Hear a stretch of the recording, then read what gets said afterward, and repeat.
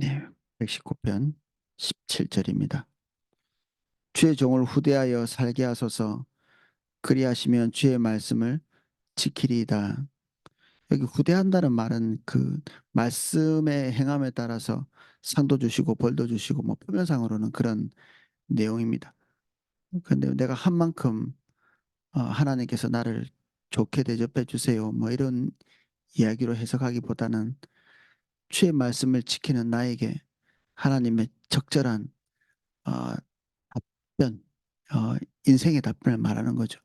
주의 말씀대로 가기 때문에 하나님께서 답변해 주시기를 원하는, 우리는 하나님의 말씀에 모든 것을 걸 때 그것으로부터 열매를 기대할 수밖에 없잖아요. 우리는 하나님을 신뢰한다는 말을 이렇게 하려면 하나님 외에 다른 것을 신뢰하지 말아야 하거든요. 하나만 신뢰하는 사람은 한 곳만 바라보게 되죠. 이것저것 어, 희망을 걸면 하나가 무너져도 별로 상처를 받지 않죠. 그래서 뭐 이런 부분들을 생각해 보면 하나님께서 우리를 어, 당신의 신실하심으로 대하시지 않으면 우리는 깊은 상처를 받겠죠.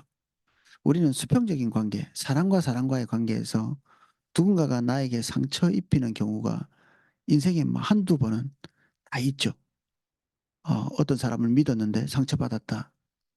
그래서 우리 나름대로는 상처받지 않기 위한 노하우들을 조금씩 가지고 있습니다. 사람을 믿되 적당히 믿는 거죠. 어떤 지점까지는 믿고 어떤 사람은 믿고 어떤 사람은 덜 믿고. 왜냐하면 그 사람이 언제 어, 내 믿음에 대해서 신실하지 못하게 행동할 수도 있으니까 항상 그것을 대비하는 거죠. 계약을 계약서를 쓰는 이유도 상대방이 언제 그 계약대로 하지 못할 가능성이 있으니까 계약도 계약서도 쓰고, 그에 대해서 상대방이 약속을 지키지 않을 때 어, 보복할 수 있는, 그리고 내 믿음에 대한 보상을 받을 수 있는 그런 방편을 마련해 놓는 거죠. 근데 이게 이제 하나님께 적용할 때 조금 문제가 됩니다.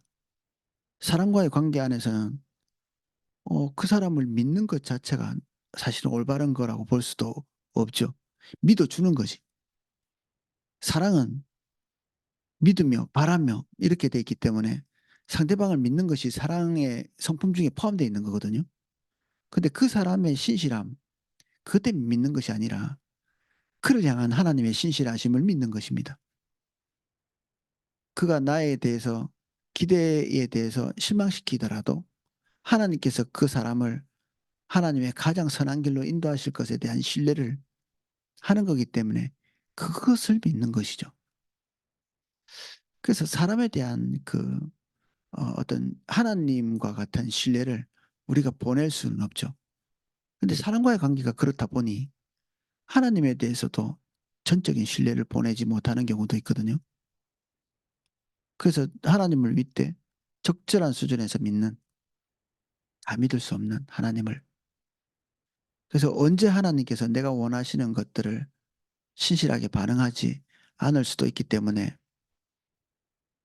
않을 수 있기 때문에 하나님을 덜 지지하고 덜 믿고, 그리고 하나님께 우리의 모든 것을 걸지 않는 거죠. 그랬다가 무슨 낭패를 볼지 모른다. 하나님에 대한 이해가 없는 것이죠. 그분이 얼마나 신실하신지, 그분의 생각이 우리보다 더 높으신 것, 이걸 잘 모르는 것이고, 하나님에 대해서 전부를 거는 사람은 하나님으로부터의 어떤 가장 합당한 보상들을 우리 마음속에 기대해 보는, 이게 정상이겠죠. 하나님의 후대를 기대해 보는. 내 눈을 열어 주의 율법에 놀라운 것을 보게 하소서. 율법은 우리에게 신실함으로 증명되죠, 항상. 근데 우리가 보고 있는 말씀은 우리가 보는 것이 전부가 아닙니다. 우리가 큐티하고 말씀을 읽고 그 안에 있는 뜻을 이해하고 즐거워하지만 그것이 또 전부는 아니거든요. 같은 본문을 두 번, 세 번 읽으면서 그 하나님의 말씀이 우리에게 의미하는 바가 시시각각 다르게 다가오면서 하나님의 깊고 크고 신비한 면들을 말씀을 통해서 우리가 더 보게 되거든요. 이 놀라운 것들이 우리 눈에 보이기를 이 시편 기자는 기대하고 있습니다. 이걸 기대한다는 것은 그 전에 이미 수차 하나님의 말씀에서 그가 놀라운 것들을 보고 듣고 깨닫고 그리고 자기 삶으로 확증하고 이런 일들이 있었겠죠. 그래서 그가 아직도 경험하지 못한 말씀의 세계에 들어가면서 그곳에서도 여전히 하나님께서 역사해 주시고 그리고 보여주시기를 기대하죠. 놀라운 것, 그 하나님의 세계를 본 사람들이 있습니다. 예레미야나 에스겔이나 그리고 다니엘이나 이러한 사람들은 하나님의 말씀의 세계에서 놀라운 것들을 보게 됩니다. 그가 죽고 난 뒤에 700년 또는 600년 또는 어떤 부분은 아직도 이루어지지 않은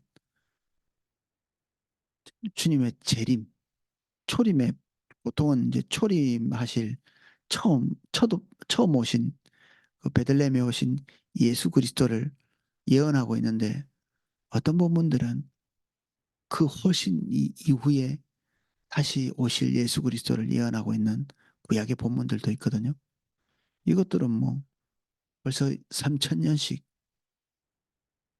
이렇게 먼 미래를 내다보고 하나님께서 그 말씀의 기이한 세계에 들어가서 일반 사람들이 볼 수 없는 그런 세계까지 보게 하는 다니엘 같은 경우에는 어떤 왕국이 섰다가 어떤 왕국이 무너질 것이고 결국 그리스도의 나라가 서게 될 것에 대한 이런 그 거대한 이 역사의 세계를 하나님께서 통찰할 수 있도록 눈을 열어주셨죠.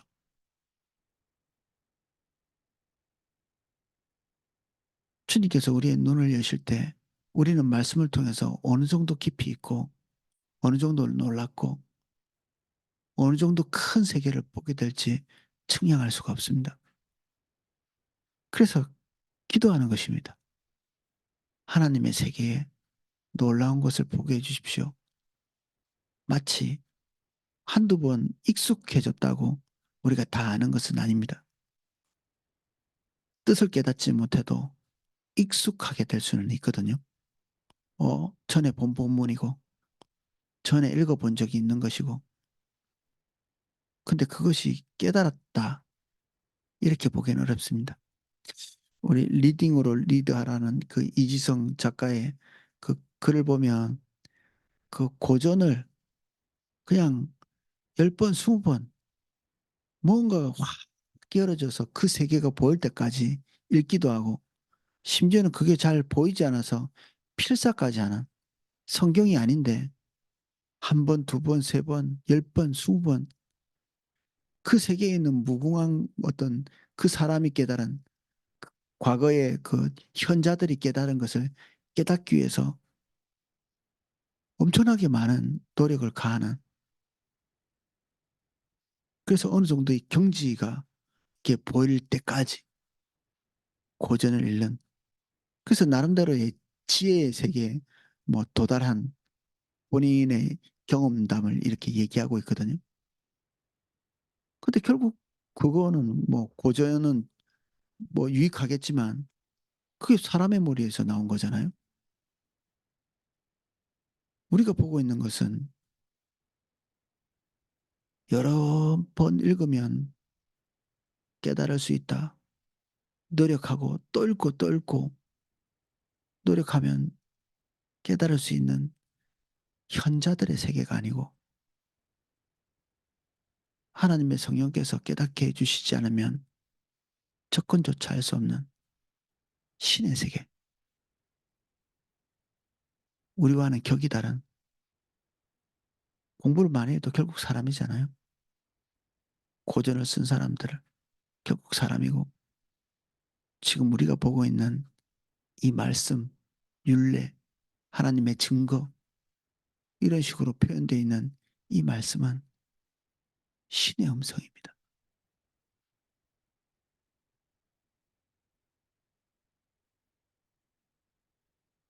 심지어 이 음성은 하나님 그분 자체라고 말하기도 합니다.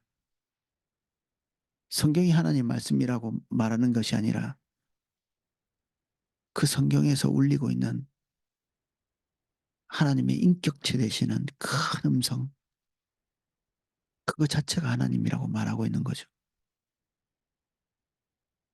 심지어 예수 그리스도는 그 말씀의 형상이라고 스스로를 표현하기도 합니다.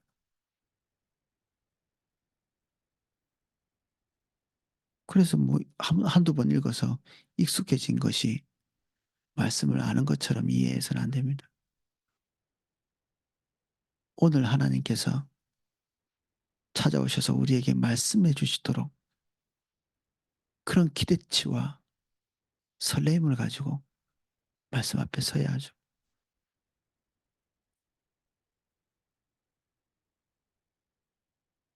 읽기만 하면 깨달아지면 좋겠죠. 하나님이 워낙 신실한 분이라 그리스도인이 주의 뜻을 알고자 하나님의 말씀에 접근할 때마다 예외 없이 사실 하나님께서 깊이 있는 깨달음을 주실 것 같거든요. 제 생각에도. 저도 그런 것들을 경험하고. 그렇지만 때때로 하나님이 어떤 이유로 인해서 말씀을 읽지만 설교는 듣지만 우리 마음속에 아무것도 와닿지 않는 그런 때가 있습니다. 노력을 많이 하시는 분들이 이런 것들을 경험할 수 있습니다. 메마름. 다른 것들도 내 노력으로 손에 잡아본 사람들은 말씀도 노력하면 될 줄 압니다. 이거는 하나님의 세계와 인간의 세계를 같은 급으로 보기 때문에 할 수 있는 실수입니다. 은혜 없이는 접근할 수 없는 세계. 이게 신의 세계요. 하나님의 세계입니다. 여기에 인간의 언어로 기록되어 있지만 인간의 세계의 것이 아닙니다. 우리는 한글로 된 성경을 읽고 있지만 이게 사람의 세계가 아니라 하나님의 세계입니다. 당연히 깨닫는 깊이에 따라서 믿음이 약한 사람도 있고 강한 사람도 있고 하나님께서 거기에 걸맞는 응답을 하심으로써 우리는 신앙의 성숙도에 따라서 차별 없이 만나주시는 하나님을 경험할 수도 있거든요. 근데 지금 현재 우리가 경험하고 있는 하나님의 세계가 전부가 아니라는 건 알고 있어야 합니다. 우리가 메마르다고 모든 사람이 메마르지 않고 우리가 발목까지 잠기는 은혜로 촉하고 있다고 다른 모든 사람이 그런 것이 아닙니다. 정말 어떤 사람은 겨울물에 발 담그는 것처럼 그렇게 살아가는 사람도 있고 어떤 사람은 성령의 몸을 맡기지 않으면 견딜 수 없을 만큼 깊은 강 같은 그런 은혜의 바다, 은혜의 물을 경험하면서 사는 사람도 있습니다. 눈을 열어서 주의 율법에 놀라운 것을 보게 하소서. 납득이 되지 않는 세계, 그 세계가 납득될 만한 은혜를 달라고 기도하고 있습니다. 이런 기대가 건강한 것입니다. 이런 기대가. 은혜가 없으면 매너리즘에 빠지고 다 벚꽃처럼 여겨지고 과거에 다 접했던 것으로 여겨집니다. 새로워야 합니다. 나는 땅에서 나그네가 되어 싸우니 주의 계명들을 내게 숨기지 마소서. 취의 세계가 깊어지면 깊어질수록 이 땅에 사람들이 살고 있는 수평적인 세계에서의 그런 원리들이 낯선 것이 됩니다. 낯선 것. 저는 30살에 경기도에 이사를 왔습니다. 원래는 부산에 살고 있었죠. 평생 부산 밖에 나가본 일이 별로 없는데 경기도에 와서 성도님들과 같이 뭐 맛있는 거 먹으러 간 적이 몇 번 있는데 그분들이 사주시는 음식이 수개월 동안 정말 맛이 없더라고요. 부산에서 살던 세계의 음식 맛과 이 경기도의 맛이 틀리니까 그 세계를 이해를 못한 거죠. 한 1년이 지나고 2년이 지나니까 아, 맛있다 이런 느낌이 들 만큼 입맛이 바뀌었는데 입맛만 달라도 다른 세계에 적응하는 것이 쉽지 않습니다. 우리는 하나님의 세계, 주의 말씀의 세계에 깊이 들어갈 때 세상의 것들이 맛있을 리가 없습니다. 맛있을 리가 없습니다. 만나지 않습니다. 우리의 감정도, 우리의 의지도, 우리의 지성도 동의할 수 없는 것 투성입니다.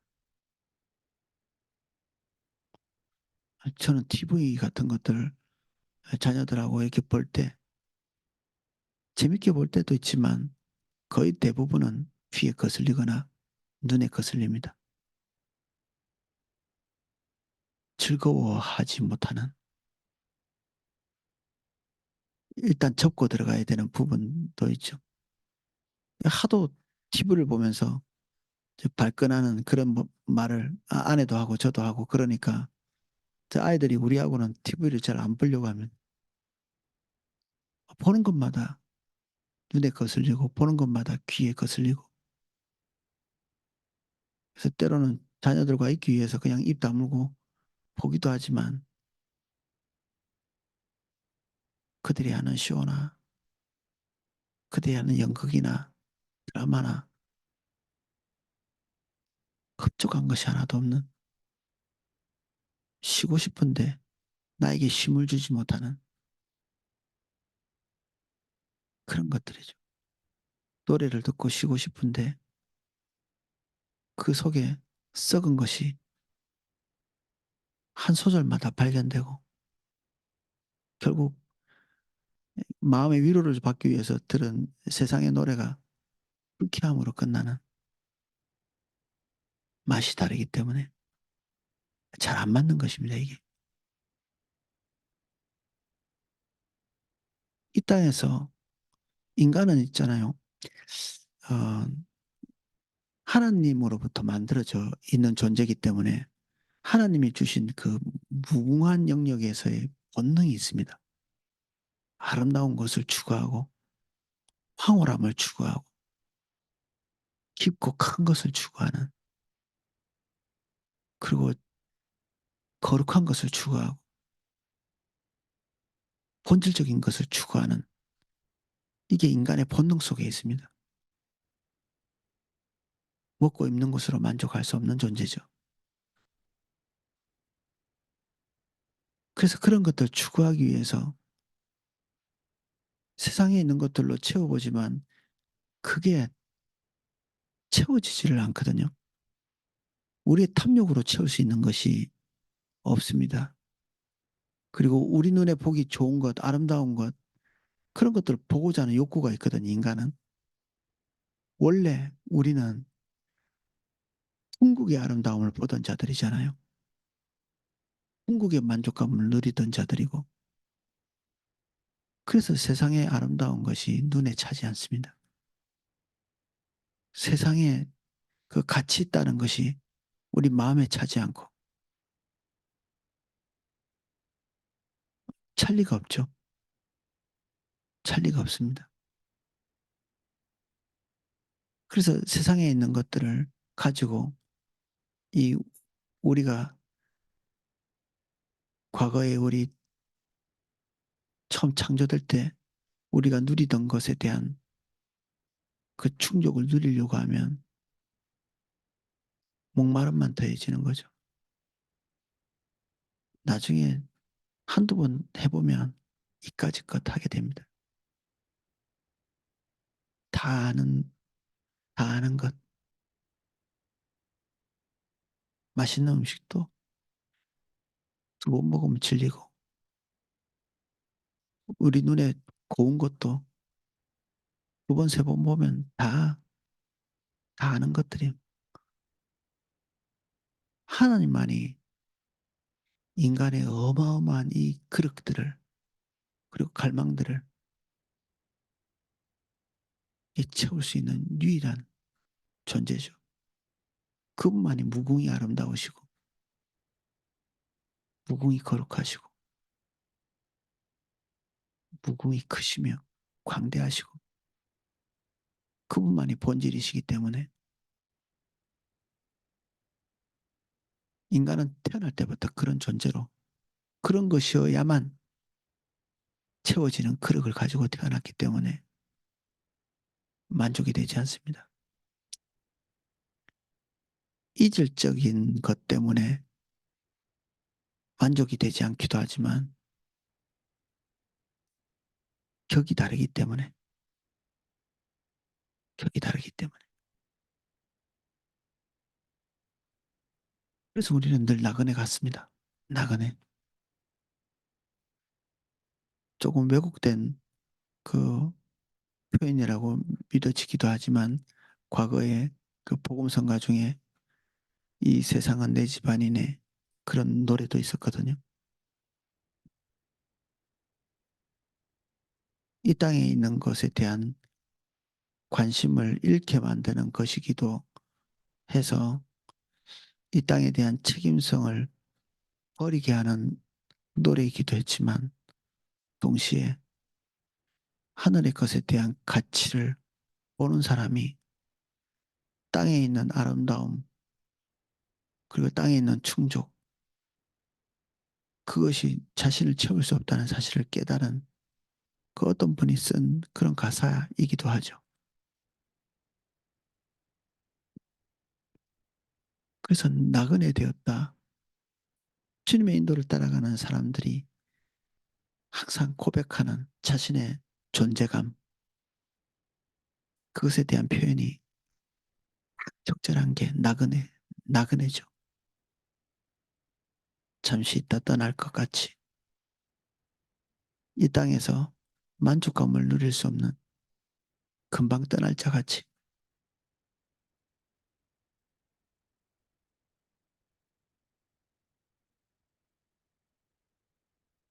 우리가 노년을 준비할 것이 아니라 영원한 것을 준비해야 합니다. 노년을 준비하는 것이 우리 노년이 비참해지지 않게 만들어주는 것이기도 하죠. 근데 그거보다 월등히 가치 있는 것은 우리의 영혼을 준비하는 것입니다. 노년은 찰나와 같이 지나가고 영원한 것은 끝없이 우리를 채울 거기 때문에 영원히 계속되고 노년에 조금 가난하게 살면 되죠. 충분히 준비 못 되면 취의 따라가다가 우리가 노년에 좀 빈궁하게 살게 되면 그냥 빈궁하게 사는 거죠. 그게 뭐 대단한 일은 아니잖아요.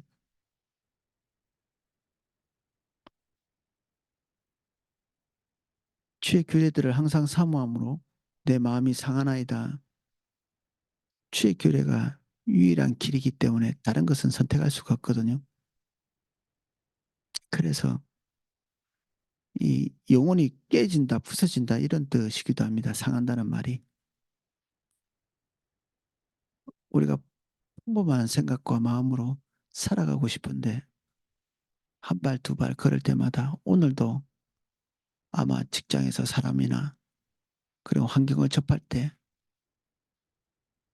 올바르지 않은 세계, 그리고 완전하지 않은 세계 때문에 마음이 부서지는 일이 있을 것입니다.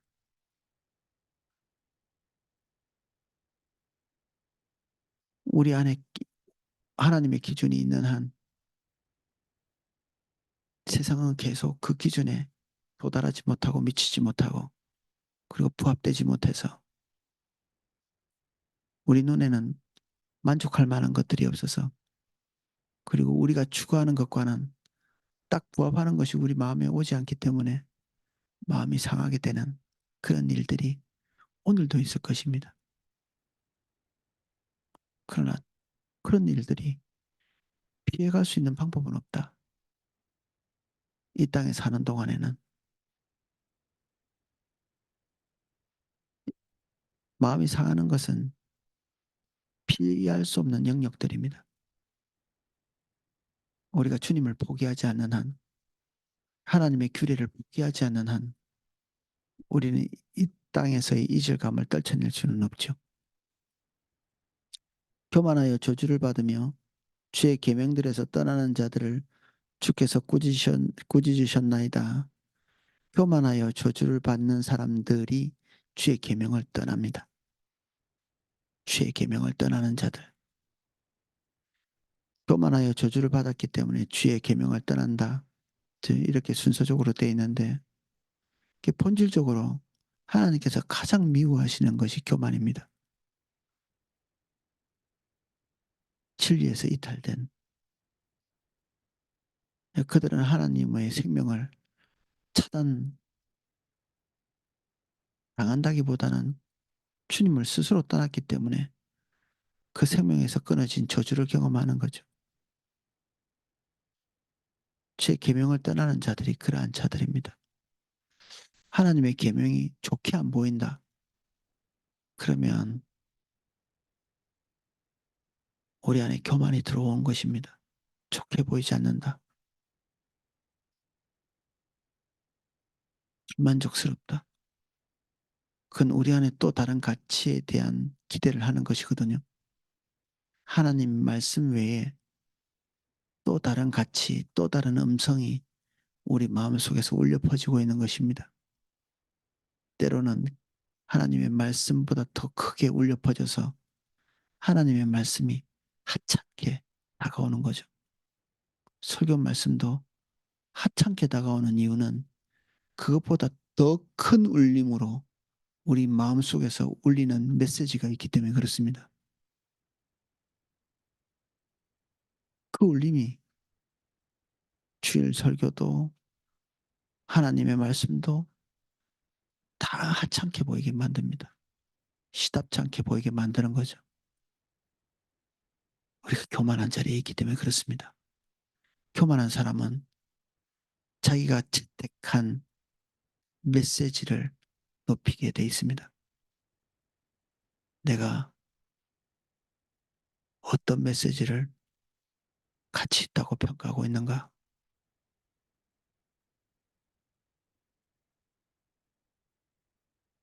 우리는 설교자보다 더 큰 목소리로 설교합니다. 우리 마음속에서. 성경보다 더 신뢰하는 메시지가 있습니다.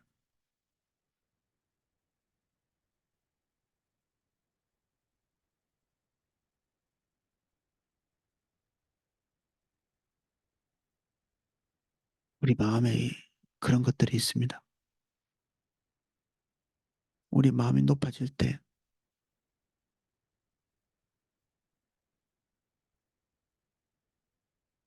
그런 일이 있습니다. 내가 주의 교훈들을 지켜 싸우니 비방과 멸시를 내게서 떠나게 하소서. 하나님의 말씀대로 사는 그 과정에는 비방과 멸시를 그냥 자연스럽게 받아들여야 되는 그런 과정들이 있습니다. 하나님의 말씀이 항상 꽃길인가? 예, 그렇지 않죠. 늘 비방이 있고 멸시가 있고 그러나 최종적 승리, 그 앞에 우리가 며칠 전에 나눈 것 중에 부끄럽지 않게 해달라. 이런 강구도 있었는데 그 부끄러움이 그겁니다. 최후의 부끄러움. 오늘 우리가 수치 얘기를 가더라도 최후의 부끄러움은 없어야 하는데 우리는 오늘의 수치를 면하고자 최후의 부끄러움을 선택하는 경우가 있습니다. 수치를 견디지 못하고 모욕을 견디지 못하고 그래서 오늘 내 마음속에 있는 어떤 메시지와 타협을 하는 오늘의 부끄러움을 극복하기 위해서 내일의 수치를 간과하는 언젠가는 다가올 텐데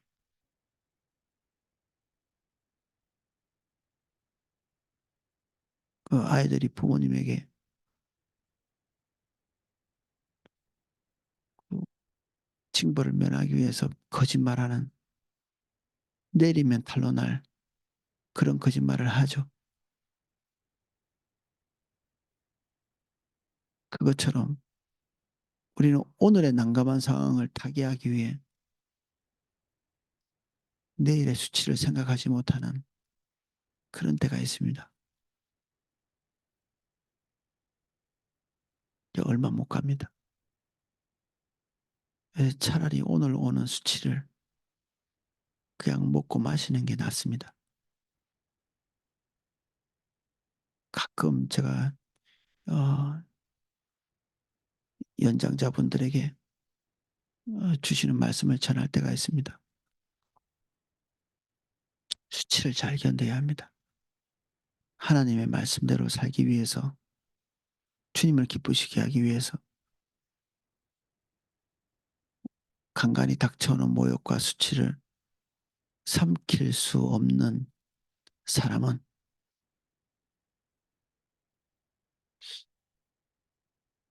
연장자로서 가지고 있는 지혜를 박탈당할 때가 있습니다. 연장자가 가지는 지혜, 명철 이런 것들이 자기 명예를 회복하느라고 다 잃어버리는 거죠. 그 지혜를. 그 위신이 떨어지는 것 견디지 못하고 그리고 자기 명예가 떨어지는 것, 자기 입지가 상하는 것 이런 것들을 견디지 못해서 하나님의 말씀대로 살 수 없는 그런 경우가 많습니다. 청년은 정욕을, 그리고 장년은 돈의 유혹을, 그리고 노년에는 명예를 주의해야 합니다. 자기 명예. 명예는 뭐 있으면 좋죠. 내 입지도 있으면 좋고.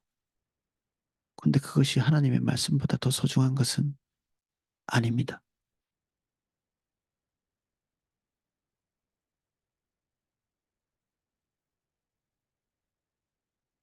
고관들도 앉아서 나를 비방하여 싸우나 주의 종은 주의 율례들을 작은 소리로 읊조렸나이다.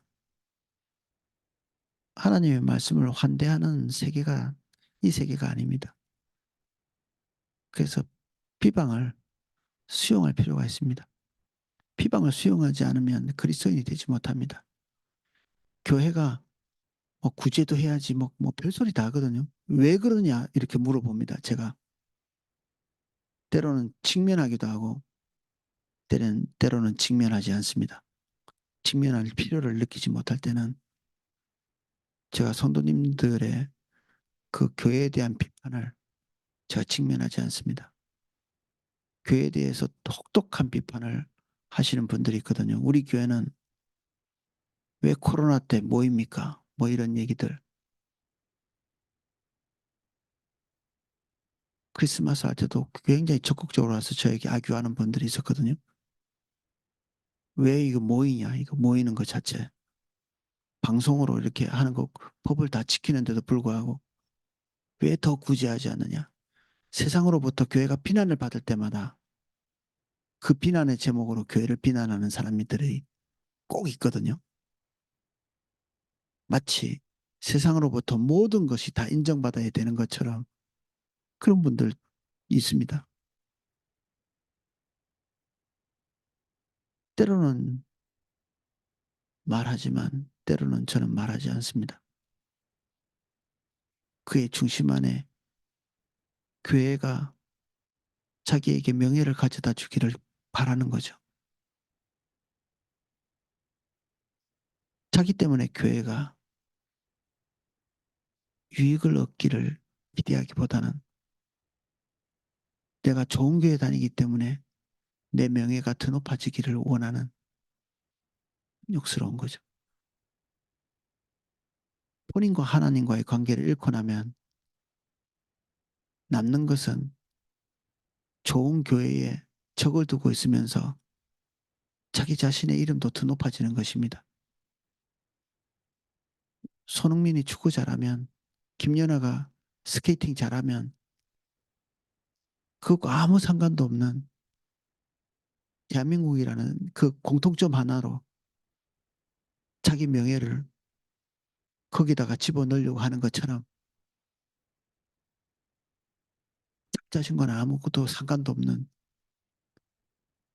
칭송받는 교회, 그 속에서 적을 같이 하면서 자기 명예를 올리고 싶은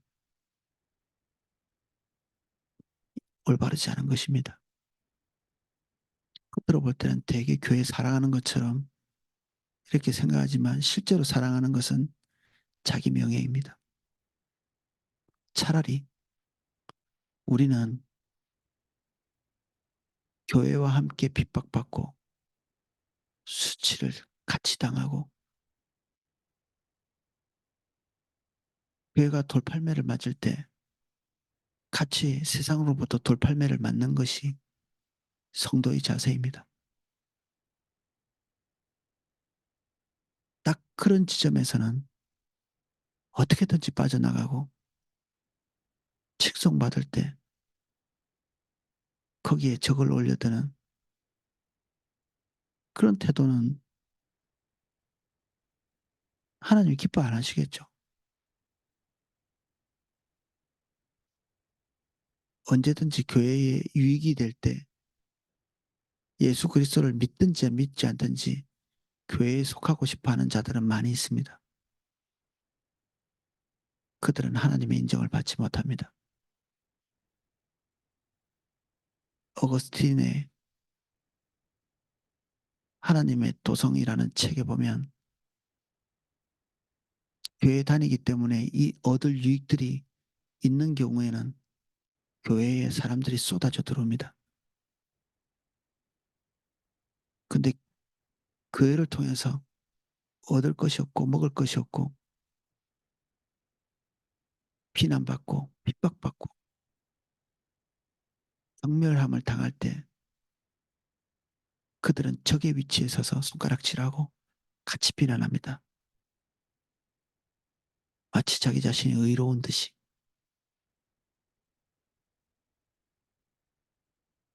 자기 자신의 앞으로 닥칠 부끄러움을 보지 못하는 것입니다.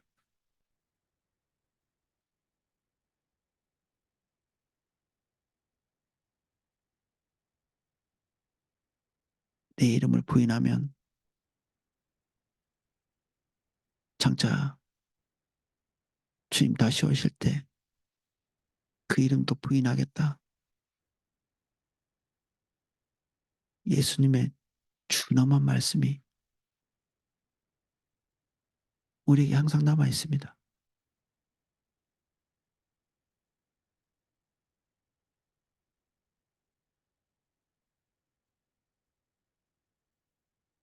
고관들도 앉아서 나를 비방하여 싸우나 주의 종은 주의 율례들을 작은 소리로 읊조렸나이다. 집중하는 것이죠. 하나님의 말씀에 집중하는 것입니다. 계속 하나님의 말씀을 읊조리면서 생각하고 생각하고 적절한 지점을 찾는 것이 아니라 그 자리를 아예 떠나는 것입니다. 중간 지점이 없을까? 타협 지점이 없을까?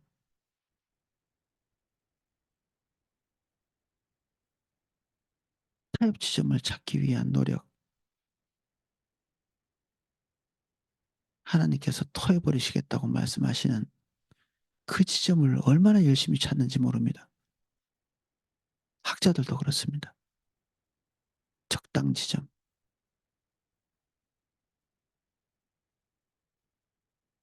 끝은 부끄러움으로 끝납니다. 주의 증거들은 나의 즐거움이요 나의 충고자니이다. 하나님의 말씀이 우리의 유일한 즐거움이 되는 것은 거기에 전폭적인 모든 기대를 걸고 있기 때문에 즐거움이 오는 것입니다. 적당히 발걸치면 즐거움이 없습니다. 지적 유의에 불과하죠. 전부를 건 자가 말씀의 단맛을 알게 됩니다. 나의 충고자니이다.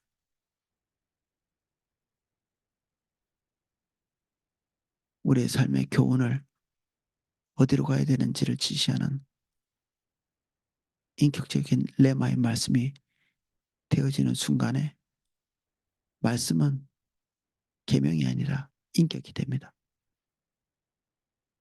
예수 그리스도의 본체, 그 말씀, 그것이 되어서 우리에게 하나님의 임재를 부으시는 근거가 됩니다. 오늘은 여기까지 살펴보겠습니다. 기도하겠습니다.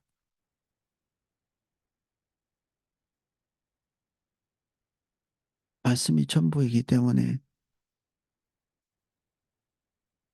말씀에서 멀어진 모든 문화들이 낯선 것이 되어집니다.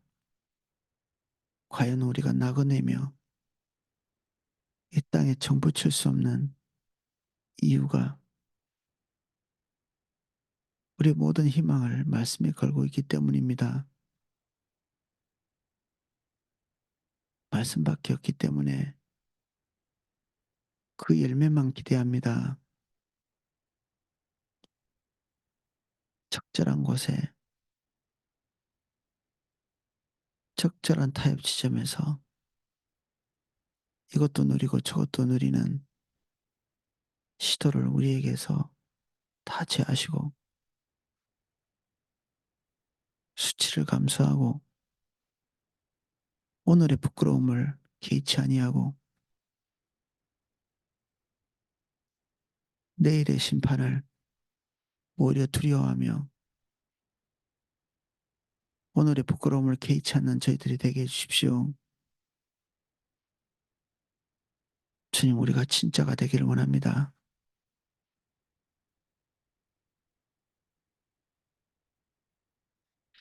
좋은 교회의 이름을 걸고 그 교회에서 나오는 명예나 탐하는 자가 되지 않게 해주십시오. 주님이 인정하시지 않는 명예를 추구하지 않게 해주십시오. 차라리 교회와 함께 수치와 쓴잔을 함께 마시는 길을 선택하는 저희들 되게 해주십시오. 오늘의 비방과 오늘의 손가락질을 수용할 수 있는 용기를 주십시오.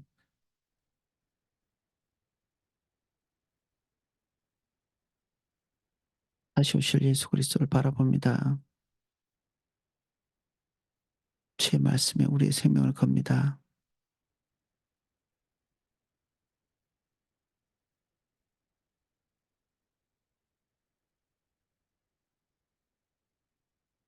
주의 말씀에 단 것을 우리 고록 경험할 수 있게 해주십시오. 예수님 이름으로 기도합니다. 아멘.